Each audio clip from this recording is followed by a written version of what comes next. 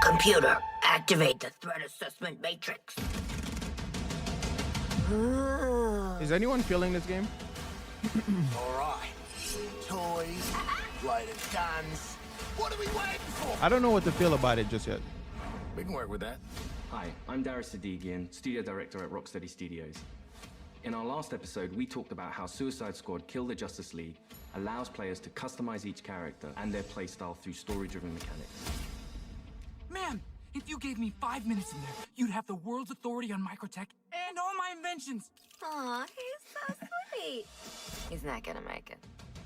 The Suicide Squad gave us the scope, the narrative, the gameplay, and then the idea of being able to expand that, be able to take this further. It's going to feel completely fresh. In that spirit, we want to deliver totally new content at no cost for those who purchase Suicide Squad Kill the Justice League. We're back in business. All right, let's steal their shit. Today we'll discuss customization options that draw from the full spectrum of DC Comics. You'll see emotes, rival taunts, outfits, and more.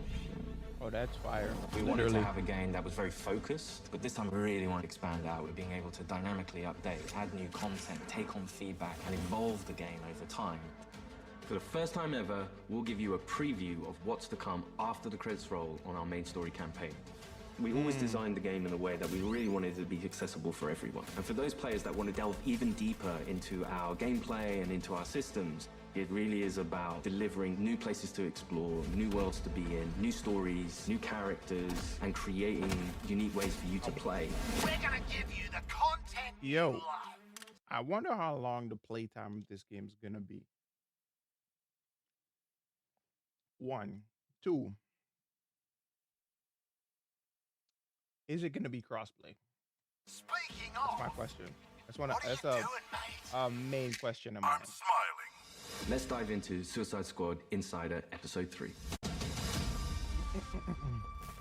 Welcome to Task Force X. From the onset, Suicide Squad, being a squad, felt like the right fit for the kind of game that we wanted to make. You get to play with friends, you get to play on your own, but while you are playing on your own, you're playing with the squad, always. Every aspect of our games, we always look at it through the lens of Rocksteady's treatment. And that just doesn't stop at gameplay, that doesn't stop at story. When we're looking at the social features that we've really introduced into Suicide Squad, it has Rocksteady's approach. What do we think players will have fun with? This game has the mechanics to play kind of socially competitively, like none of our games have previously, and it really fits the characters of the squad. With multiplayer, we're leaning into the competition within the squad to show off your skills, show off your... If anything, that is what I'm most excited for. It's just like playing a co-op game, a story-driven co-op game with friends. I haven't played something like that in a long time because we don't get much of that. Know what I mean? So I would love it if this game was actually pretty damn good. You know, I feel like I'm not hearing much positive remarks about the game, which is concerning, but we'll see. Metal be the best one. I'm a freaking superstar. The squad are working together under duress. You know what it is too? It's not what you expect from Rocksteady. I feel like that's the biggest problem. Nobody expected this from Rocksteady. They were looking more of something along the lines of like the Arkham series. But I guess they're just who knows if they were forced into developing a game like this or developing the game itself like this, right? Who knows? They probably did want to make like a Suicide Squad game, just not with the whole live servicey aspect, right? Who knows? Because I feel like a lot of the industry is going into that direction because they want to like churn out a lot of like player base and getting people to spend a lot more money over a certain stretch of time. That is the problem. That's the problem people are having with this game because their fear is that's what they're trying to do with this. Because that's the same thing they did with the Avengers game, and we all saw what happened to it the Avengers game. And so it's fun to add in mechanics to encourage the players to behave in the same way. So a lot of the time what you'll actually be doing is trying to get the highest score, which luckily helps you all complete the mission, but the best player in any mission becomes the squad leader in multiplayer for the next mission. How great was I? We have that's dope. leaderboards for solo play, for playing with 1 friend, 2 friends, or a 4-player squad. You're competing with everyone.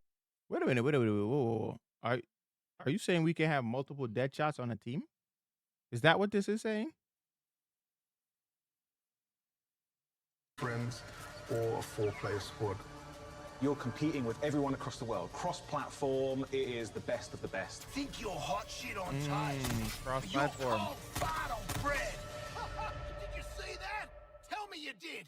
I was like, how do you like that?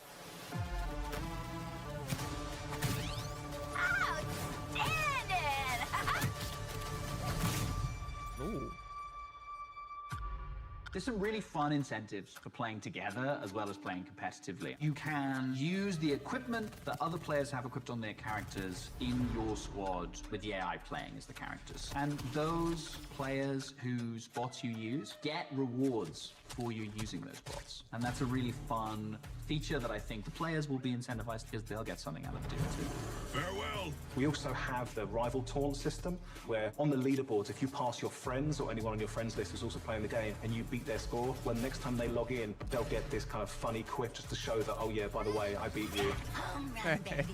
That's cool. That's you cool. boot up the game, you're logging in, and then all of a sudden on your screen you get Boomerang giving you the finger. I think fans are going to have a great time with our remote system. Allowing players to kind of communicate in different ways, really in playful ways. As Rocksteady, as creators, this was another opportunity for us to really engage with our characters, extend the narrative through the players' choices with a very cinematic eye. Through the game, we offer many customizations, options, and outfits to the player. You start off in the prison, you get your prison garbs, and then you evolve to the Task Force X outfits. Yeah, right. I was thinking something more fashion forward. The outfit customization in our game is vast, to say the least. That's not back. Welcome back. With this game, Rocksteady will deliver a full story-driven campaign to players, including more cinematics than any previous Arkham game. For players who survived the war against Brainiac's forces and want to keep the adventure going, Rocksteady is ready. We very much knew we had a story to tell initially, and then we wanted to carry on feeding into that, and then changing up the gameplay to have a game that was going to evolve through post-launch content. Suicide Squad Kill the Justice League is going to be one of the most generous, player-friendly, post-launch experiences available. I think they had to make that clarification because a lot of people had that rumor going around that it was going to be a live service. And them coming out and saying like, hey, listen, all the shit you're going to get, you don't have to pay for it. It's going to be free. It's actually a good thing.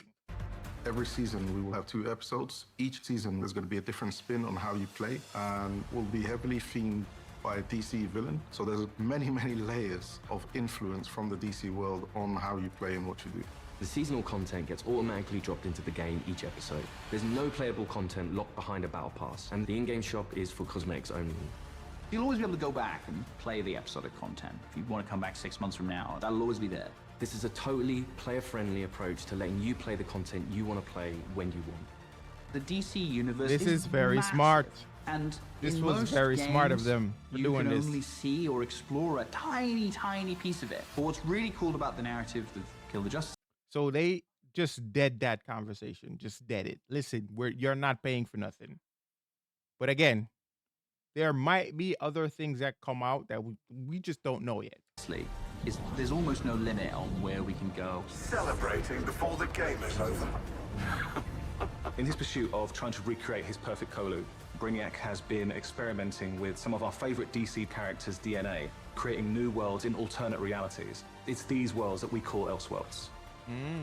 Brainiac is a genius of 12th level intelligence. Oh shit, Jason but Isaacs he's also is playing trying to Brainiac? rebuild this civilization that he misses and is lost, and there is nothing he won't do to get there. New Kolu will be reborn. He's building a model of the multiverse. It's all gathering data. I will unlock your full potential to serve me.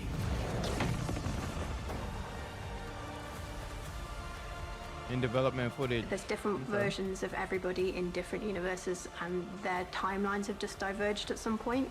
We've got lots of amazing characters coming up in seasonal play that I'm really excited for players to meet. And the Elseworld principles gives us lots of flexibility and lots of room to put our own spin on them.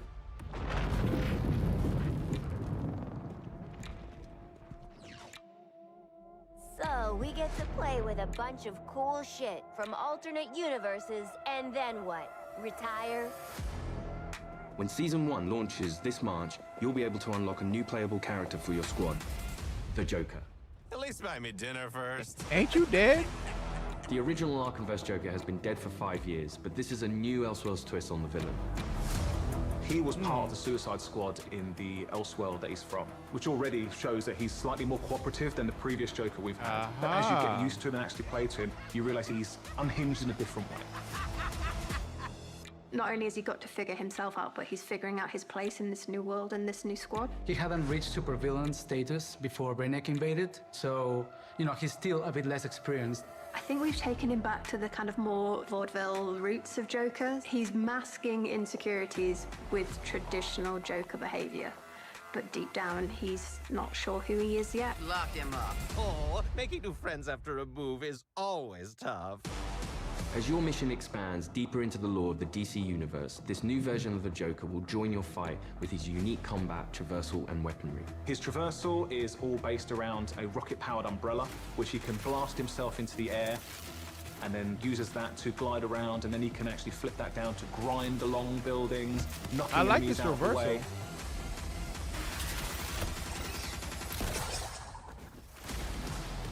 And the kind of frantic vertical and horizontal energy that he has means you've always got to be moving and always attacking the enemies.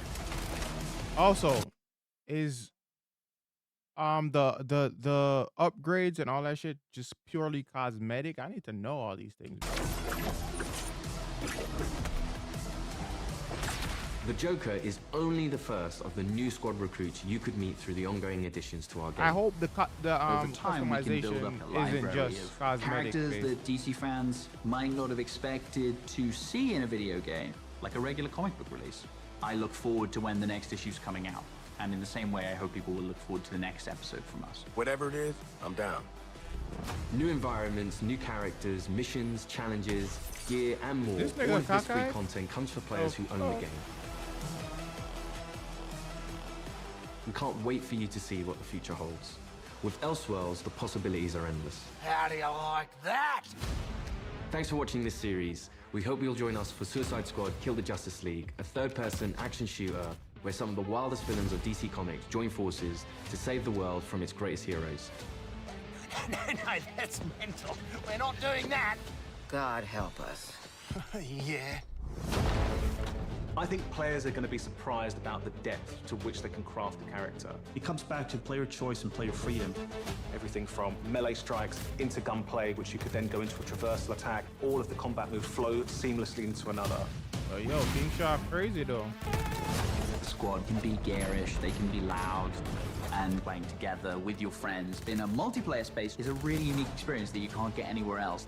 What we've done with the Suicide Squad is to really expand those experiences. Not only just one character this time around, we've done it with 4, and we plan to do it with more. This brings back memories of my old Suicide Squad. Whether you're in for the main story or exploring what lies beyond, Rocksteady Studios is here to support our players while delivering exciting new experiences. Thank you for joining us, and we'll see you at launch, February 2nd, 2024. All right. Chat, anybody else getting this yet? Let me know. Let me know, chat. Let me know.